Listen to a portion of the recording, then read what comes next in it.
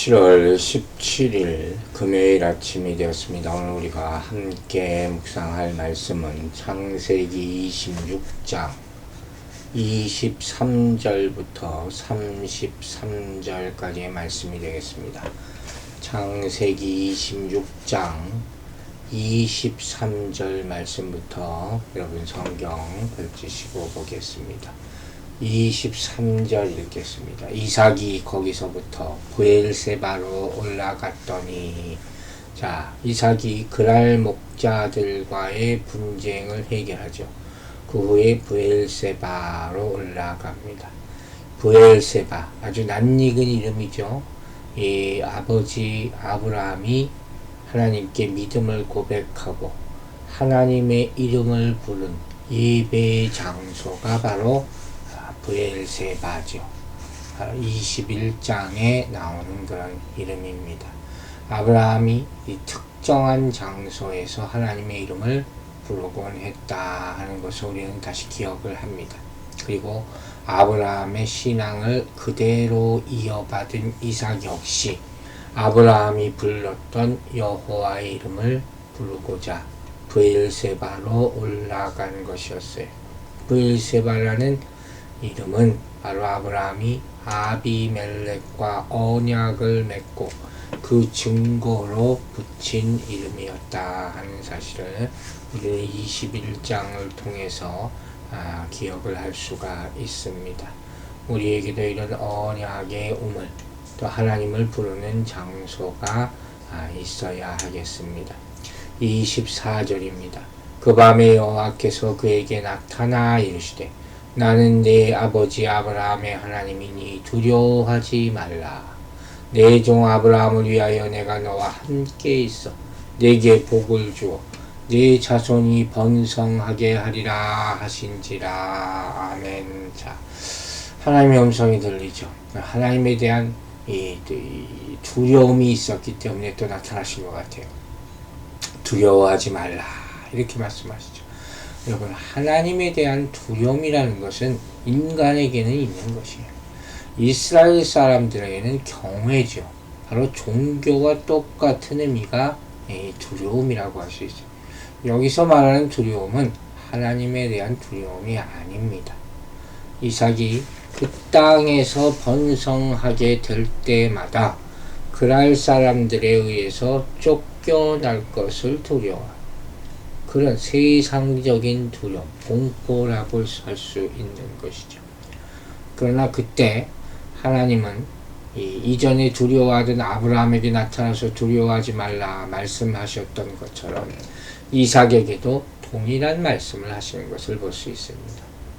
이 두려워하지 말라라는 말은 구약에만도 40여 회나 나옵니다. 격려와 위로의 말씀이죠. 힘을 주는 말씀이죠. 또한 이 말 가운데는 하나님께서 당신의 백성과 함께 하신다 하는 그런 약속이 담겨져 있는 그런 말씀이죠. 이게 이 성경 전체를 흐르는 중요한 중심 주제라 이렇게 말할 수 있어요. 여러분, 하나님이 함께 하신다면 어디 있든지 무섭고 두려워할 필요가 없습니다. 믿으시면 아멘 하시기 바랍니다. 우리는 살면서 두렵고 힘든 일들을 수없이 만나게 됩니다. 참 그럴 때가 많아요. 이런 힘든 상황에 처하면 어떻게 해야 됩니까? 하나님을 찾아야 합니다. 하나님의 말씀을 이럴 때 잃어버리는 사람들이 너무 많아요. 그래서 더 큰 두려움에 빠지게 되는 것이죠. 그러나 자비롭고 은혜로우신 하나님이 항상 먼저 찾아오셔서 살 길을 열어주시고 말씀해 주십니다. 그리고 그때 우리는 말씀 안에서 하나님의 약속을 붙잡아야 합니다. 그 안에는 하나님이 함께 하시겠다 하는 인도와 보호와 동행의 약속으로 가득하다 하는 사실을 명심하시기 바랍니다. 자, 25절 읽겠습니다.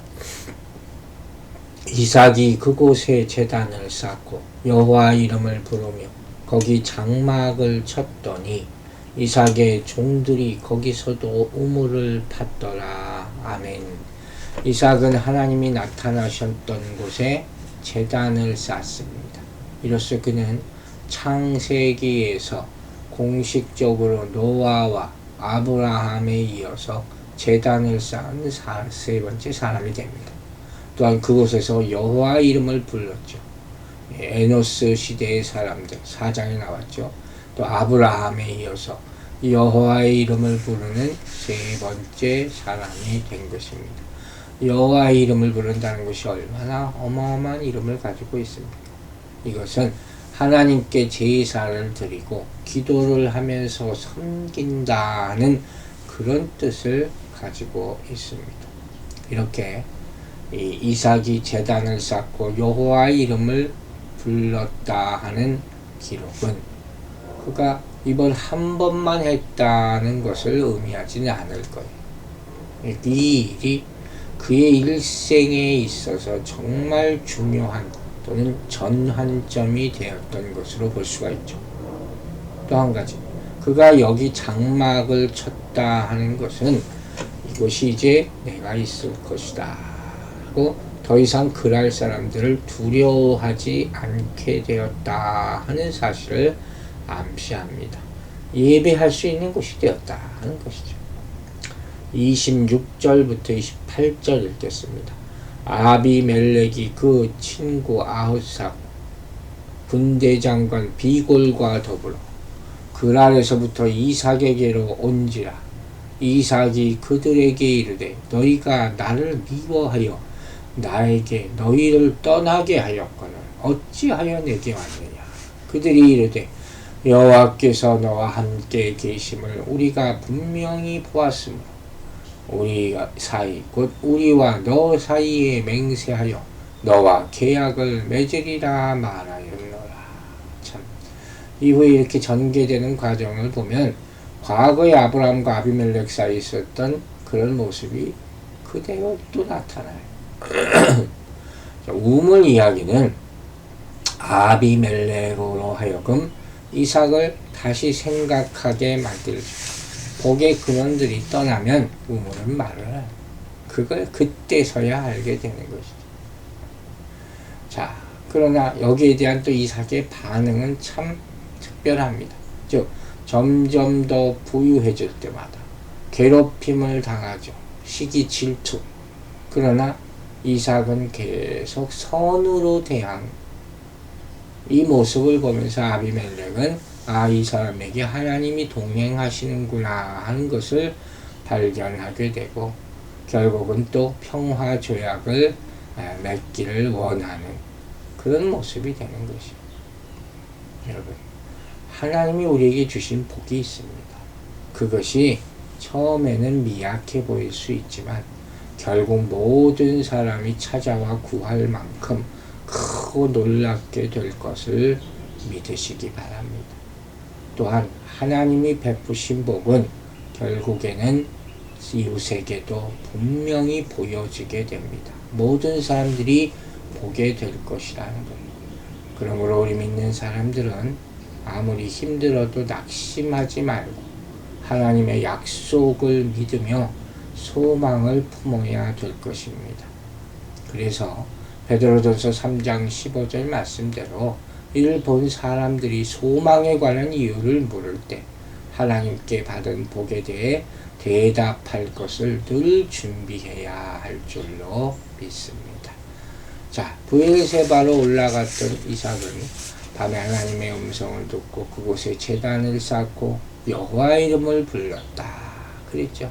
그리고 아브라함이 그랬던 것처럼 그랄 땅 사람들과 평화 조약을 다시 맺게 됩니다.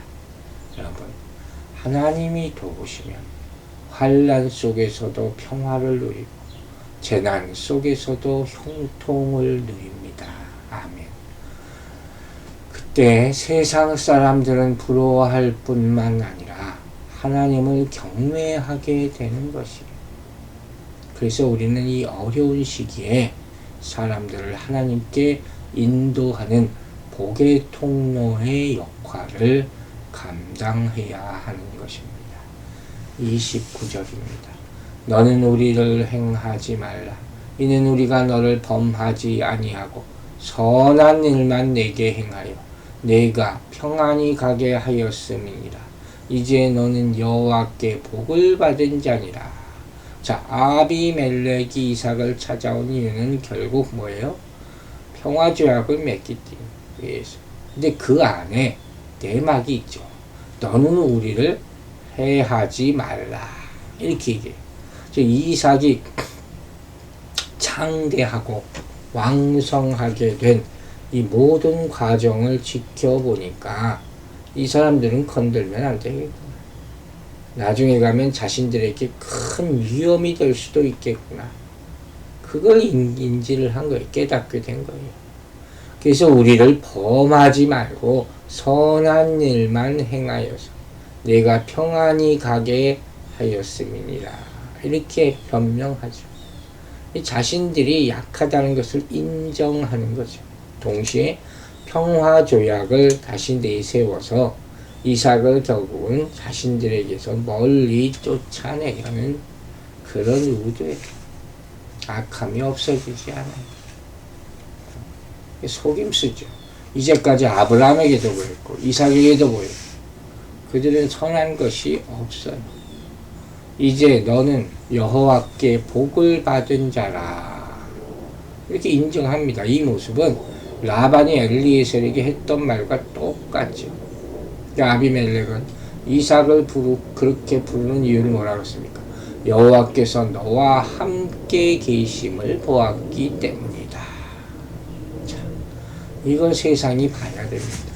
우리가 세상에 살면서 하나님이 함께 하시면 그래서 함부로 할 수 없음을 나타내게 되기를 주의 이름으로 축원합니다. 아비멜렉은 이전에도 그랬죠. 아브라함에게 하나님이 너와 함께 하시도다. 이렇게 말한 적이 있어요. 차이가 있다면 하나님께 대한 호칭이 엘로힘에서 아도나이로 변한 것 뿐이죠. 아비멜렉이 하나님에 대한 인식이 조금은 변화되지 않았나 하는 것을 또 보여주기도 합니다.